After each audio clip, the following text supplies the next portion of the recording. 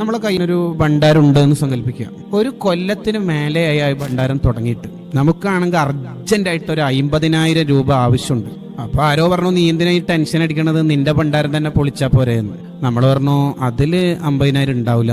അയാൾ നമ്മൾ തമ്മിൽ ഒരു വാശിപ്പുറത്ത് ഭണ്ഡാരം പൊളിച്ചു നോക്കി. അയാൾ പറഞ്ഞു 50,000-ന് മേലൊക്കെ ഉണ്ടാവും, കാരണം നീ കുറേ തവണ അതിൽ ക്യാഷ് ഇട്ട കഥ നമ്മളോട് തന്നെ പറഞ്ഞിട്ടുണ്ടല്ലോ എന്ന് പറഞ്ഞ് ഒരു ചാലഞ്ച് എന്ന അർത്ഥത്തിൽ ഭണ്ഡാരം പൊളിച്ചു നോക്കുമ്പോൾ കിട്ടിയ ക്യാഷ് 1,30,000 രൂപ.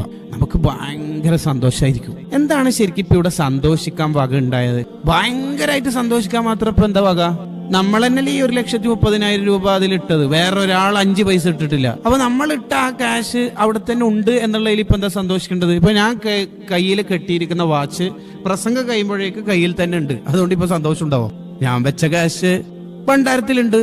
പിന്നെ എങ്ങനെയാ സന്തോഷിക്കാനുള്ള കാരണം എന്ന് പറഞ്ഞാല് നമ്മൾ അത്ര പ്രതീക്ഷിച്ചിട്ടില്ല എന്നുള്ളതാണ്. അപ്രതീക്ഷിതമായി ഇത്രയും വലിയ സംഖ്യ കിട്ടിയപ്പോൾ സ്വന്തം പണമാണെങ്കിലും നമുക്ക് വലിയ ഹാപ്പി ഉണ്ടാവും. ഇതേപോലെ സരിയു സിഖ്തി റളിയല്ലാഹു അൻഹു പറയാണ്, നിന്റെ ഖബർ എന്ന ഒരു ലോകത്തെ നീ ഭണ്ഡാരായിട്ട് സങ്കല്പിക്കുക. എന്നിട്ട് 10ന്റെ നോട്ട്, 5ന്റെ കോയന് കണ്ടാളോടെല്ലാം സലാം പറയാ. ആരെങ്കിലും സലാം പറഞ്ഞ വഅലൈക്കും അസ്സലാം എന്ന് മാത്രം പറയുന്നതിന് പകരം റഹ്മത്തുള്ളാന്നും കൂടി കൂട്ടിയിട്ട് 20ന്റെ നോട്ട് ഇടുക. ഇനി ബറക്കാത്തും കൂടി കൂട്ടിയിട്ട് 30 ആക്കുക. ഡെയിലി കുറെ സലാത്ത് എല്ലിയിട്ട് 2000ന്റെ നോട്ട് ഇടുക. പിന്നെ ആരെങ്കിലുമൊക്കെ പാവപ്പെട്ടവർ നമ്മുടെ കൂട്ടുകാരിൽ ഉണ്ടെങ്കിൽ അവരെയൊക്കെ സഹായിച്ചിട്ട് 2000ന്റെ കുറെ നോട്ടിടുക. ഇങ്ങനെ നമ്മളെ ഖബറിനെ ഭണ്ഡാരായി സങ്കല്പിച്ച് ഒരുപാട് നന്മ അവിടെ ഇൻവെസ്റ്റ് ചെയ്യും. എന്നിട്ട് അവസാനം ഖബർ എന്ന ഭണ്ഡാരം പൊളിക്കുന്ന ദിവസം, നമ്മൾ മരിക്കുന്ന ദിവസം കാണുമ്പോൾ തന്നെ ഭയങ്കര സന്തോഷം ഉണ്ടാകും. അപ്പോഴാണ് ഒരു വെളുത്ത മനുഷ്യൻ ഖബറിന്റെ ഉള്ളിൽ നിന്ന് പുറത്തേക്ക് വരും. അപ്പൊ മയ്യത്ത് ചോദിക്കും, എത്ര നിങ്ങളാരാ?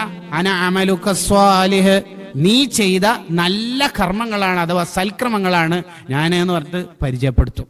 ഇങ്ങനെ നമുക്ക് ഖബറിനെ ഭണ്ഡാരായിട്ട് സങ്കല്പിച്ചിട്ട് ഖബർ പ്രകാശിപ്പിക്കാൻ പറ്റിയ 3 കർമ്മങ്ങളെ കുറിച്ചാണ് ഇന്നത്തെ എപ്പിസോഡിൽ പറയുന്നത്. എല്ലാവരും ജീവിതത്തിൽ ഇത് നിർബന്ധ ബുദ്ധിയ ശീലമാക്കണം. അള്ളാഹു തൗഫീഖ് ചെയ്യട്ടെ.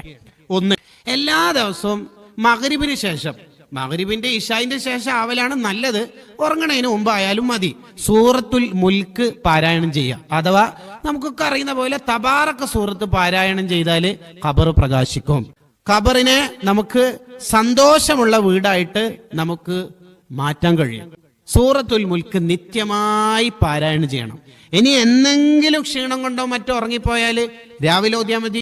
അതിന്റെ അർത്ഥം എപ്പോഴും ക്ഷീണം കൊണ്ട് അർണം കൊണ്ട് ഉറങ്ങണ്ട, നമ്മൾ രാത്രി തന്നെ ഓതണം. മുത്തുനബി സല്ലല്ലാഹു അലൈഹി വസല്ലമ തങ്ങള് തബാറക സൂറത്ത് ഓതാതെ ഉറങ്ങാറില്ലായിരുന്നു എന്ന ഹദീസിലുണ്ട്.